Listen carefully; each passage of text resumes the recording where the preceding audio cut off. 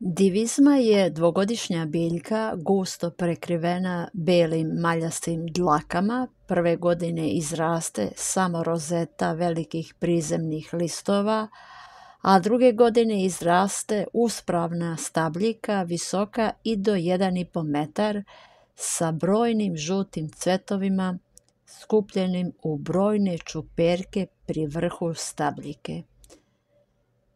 Cvetovi se otvaraju postupno svaki dan samo po nekoliko i venčić im brzo otpada.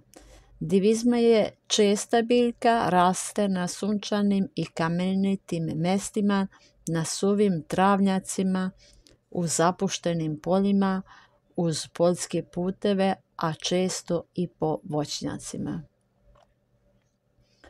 Lekoviti su cvetovi, žuti venčić zajedno sa prašnicima, listovi, a i koren.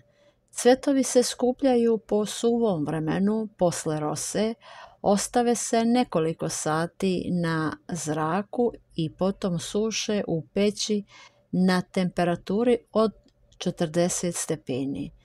Brzo i dobro osušene cvetove stavljamo u boce, čuvajući ih od vlage, inače gube lekovitost. Listovi i koren suše se u hladu.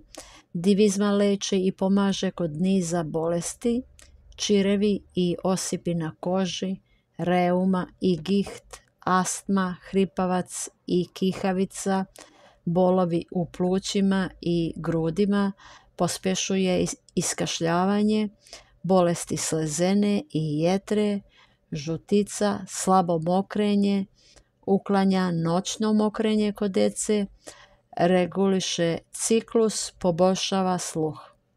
Čaj, jedna ravno punjena čajna kašičica suvih cvetova divizme prelije se sa 1/4 litre kipuće vode i nakon 10 minuta se procedi.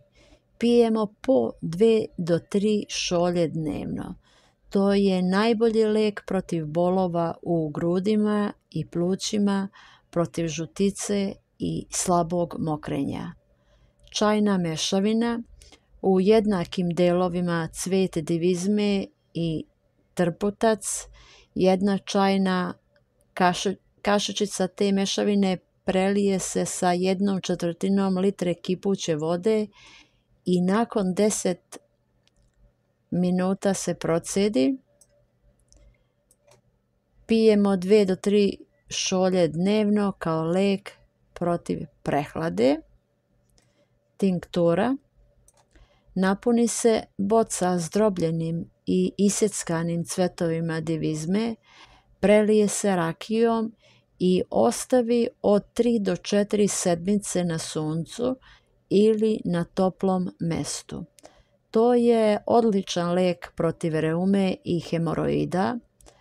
Bolesna se mesta masiraju, stave se oblozi, a istovremeno se sa čajem divizme uzima i ova tinktura 3 puta dnevno po 1 čajna kašičica pre jela.